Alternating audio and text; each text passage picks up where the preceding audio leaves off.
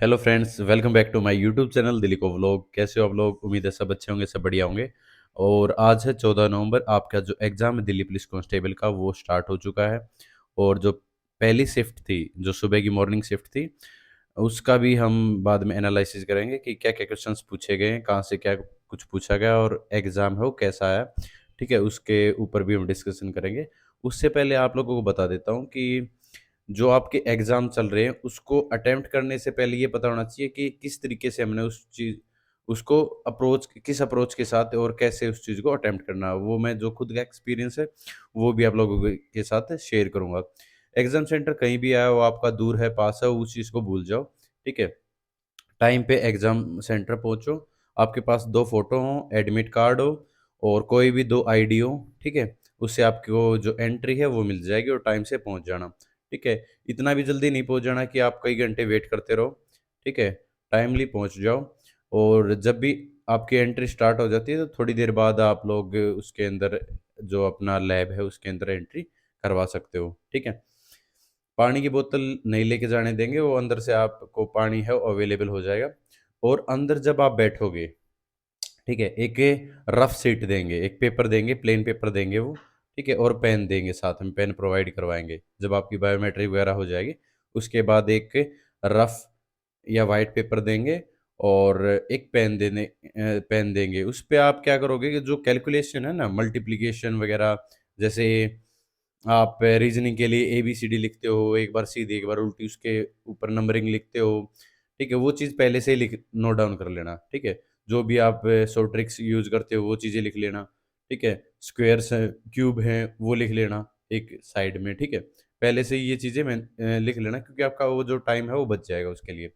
ये सब चीज़ें होती हैं आपकी कैलकुलेशन के लिए, कि आपका जो पेपर देते हैं वो कैलकुलेशन के लिए देते हैं, कि आप रीजनिंग और मैथ के अंदर जो कैलकुलेशन करते हो वो उस चीज़ पे कर सकते हो।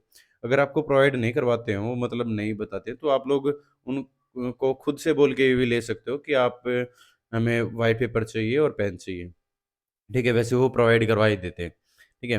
तो दूसरी बात जो मेन चीज़ है कि आप लोगों को अप्रोच कैसे करना है। बहुत सारे क्वेश्चन्स ये आ रहे थे कि सर हम कैसे अटेम्प्ट करें? देखो, आपके पास ना सफिशिएंट टाइम है, काफ़ी टाइम मिलता है आप लोगों को, तो आप क्या करोगे कि एग्ज़ाम में बैठने के बाद जब भी आप का एग्ज़ाम स्टार्ट होता है, तो पैनिक नहीं होना कि मैं जल्दी से भाग के मैं क्वेश्चन देखने लग जाऊँ। नहीं, शांति से, आराम से, काम होके, ठीक है? आपका जो सबसे फ़ेवरेट टॉपिक है, जैसे मेरा था जीएस का पोर्शन, तो मैं जीएस का पोर्शन है वो निकालता था सबसे पहले।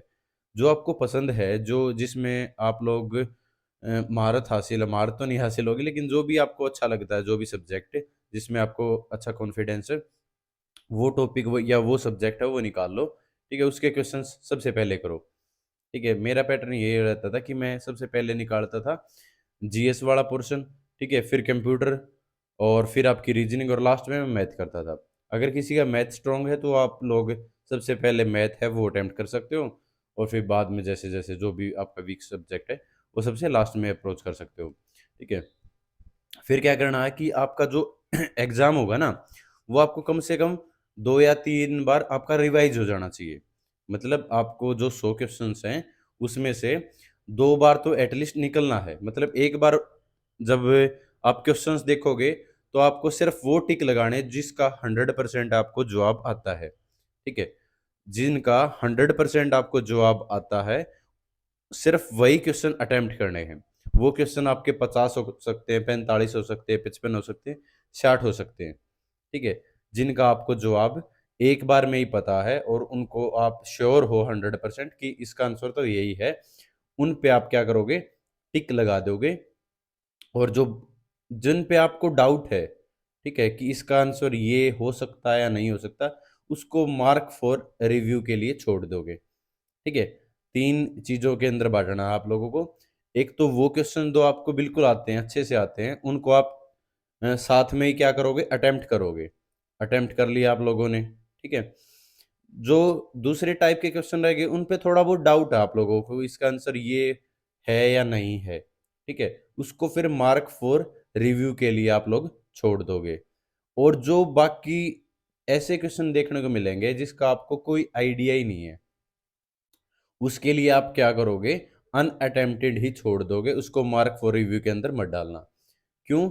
क्योंकि लास्ट में ना बहुत सारे क्वेश्चंस ऐसे बच जाते हैं मार्क फॉर रिव्यू वाले, ठीक है, जो अनअटेम्प्टेड है मतलब टोटल, कि आप ओवरऑल टाइम कम मिलेगा और आपको आपके जो क्वेश्चंस है ना वो बहुत सारे इकट्ठा हो जाएंगे, ठीक है। तो सिर्फ आप अलग से वो क्वेश्चन देख लो जिनका आंसर आप निकाल सकते हो या जिनका आंसर आपको लगभग पता है, वो अलग से, और जिनका बिल्कुल भी आइडिया नहीं है वो अलग से, ठीक है, क्योंकि उन पे फिर टाइम वेस्ट ज्यादा करना ही नहीं है हमें। तो एक बार में तो एक क्वेश्चन हो गए जो बिल्कुल 100 लोगों को पता है, आप मार्क कर लोगे और आगे जाओगे, ठीक है।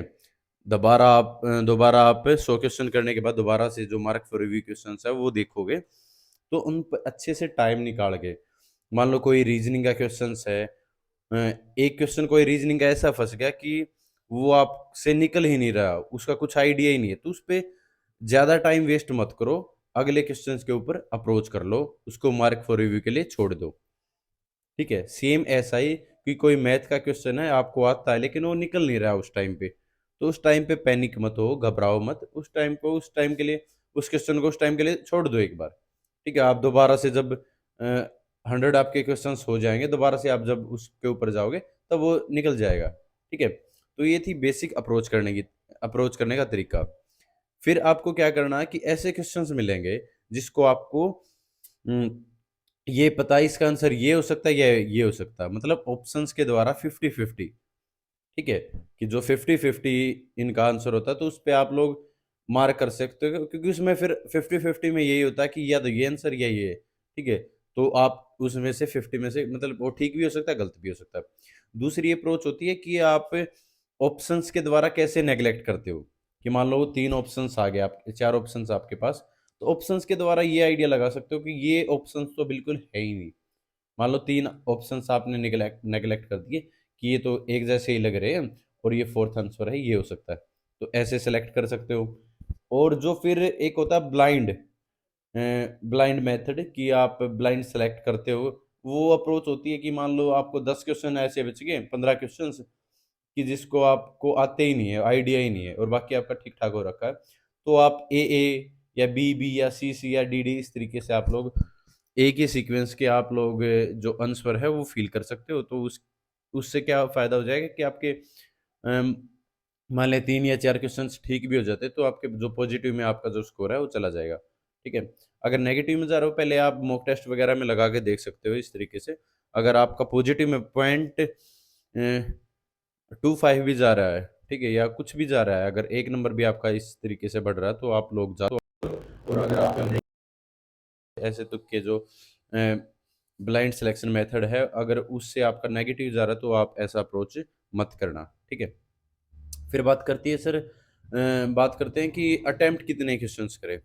तो लगभग आप अगर ठीक ठाक अटेम्प्ट आपने मतलब 60 के आसपास ये सोच रहे हो कि मेरे क्वेश्चंस ठीक हो सकते हैं, तो आप 80 से 85 के बीच अटेम्प्ट कर सकते हो।